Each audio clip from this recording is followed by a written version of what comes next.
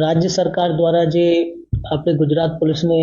જે ઇન્સ્ટ્રક્શન આપવામાં આવેલ છે કે ભાઈ જે સાયબર ક્રાઇમ દિન પ્રતિદિન વધી રહ્યા છે અને અમુક ગેંગો છે એમાં મ્યુલ અકાઉન્ટ જરીએ અને બીજી સિમ લઈને અને સાયબર ગેંગ આચરતા હોય છે, તો એના ઉપર આપણે અંકુશ લાવવાનો છે. એ જ પહેલમાં આપણે જે બોટાદ પોલીસ દ્વારા અને બોટાદ પોલીસના જે સાયબર ક્રાઇમ બ્રાન્ચ છે, આપણે કહીએ કે સાયબર ક્રાઇમ પોલીસ સ્ટેશન દ્વારા અનેક પ્રકારથી એટલે સોશિયલ મીડિયાથી લઈ બીજી તરીકાની જે આપણે ટેકનિકલ ઇન્ટેલિજન્સ અને હ્યુમન ઇન્ટેલિજન્સનો ઉપયોગ કરી આપણે એક મોટું એમાં એક ગેંગ ઝડપી પાડેલ છે. એ ગેંગ પાસેથી અત્યાર સુધી જે માહિતી મળી છે કે એના ગેંગ સામે લગભગ 5 જેટલી કમ્પ્લેન જે આપણે ભારત સરકારનું જે એનસીઆરપી પોર્ટલ છે ત્યાં દર્જ થયેલી છે. એ 5 કમ્પ્લેનમાં લગભગ 1.5 કરોડ જેટલા નાણાં ગયા છે.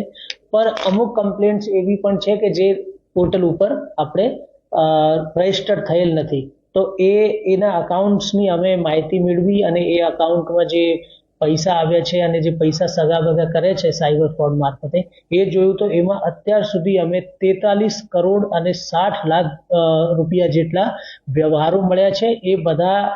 આ જે આરોપી છે જે આપણને ઝડપી પાડેલ છે એ આરોપી જે આ બધા પૈસા રિસીવ પણ કરેલા છે અને એમના ગેંગમાં એ પૈસાને સગે વગે કરીને અને વેચેલા છે. અને હવે આપણે તપાસ એવી ચાલુ છે કે આ ભાઈ કેટલા બીજા માણસોથી મળેલા છે અને આગળ એ પૈસાનો એટલે કઈ રીતે ડિસ્પોઝ કરે છે. અમારી શંકા એવી છે કે એ કદાચ જે આપણે કહીએ કે ક્રિપ્ટોકરન્સીઝમાં ડિસ્પોઝ કરતા હોય હશે, બીજી કોઈ એવી મની લોન્ડરિંગની જે અલગ અલગ પ્રકારની પ્રવૃત્તિઓ છે એમાં પણ એ પૈસાને ડિસ્પોઝ કરતા હશે. આ અત્યારે એ જે આરોપી ઝડપાયા છે એ અલી રાજા શબ્બીર અલી મગવાની જે અહીંયા બોટાદના ગઢના તાલુકાના રહેવાસી છે,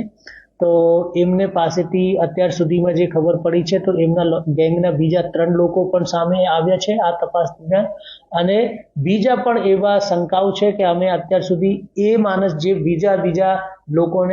લોકોના જે મ્યુલ અકાઉન્ટ ખોલાવીને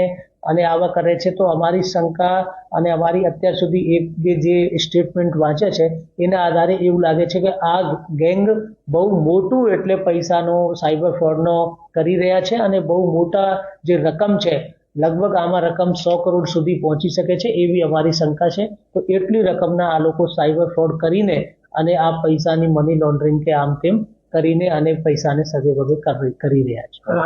આરોપી કેટલા ઝડપાયા? અત્યાર સુધીમાં એક આરોપી આપણે પાસે જે મેઇન આરોપી છે એ હાથ લાગ્યા છે અને બીજા આરોપીઓની તપાસ અને શોધખોળ ચાલુ છે.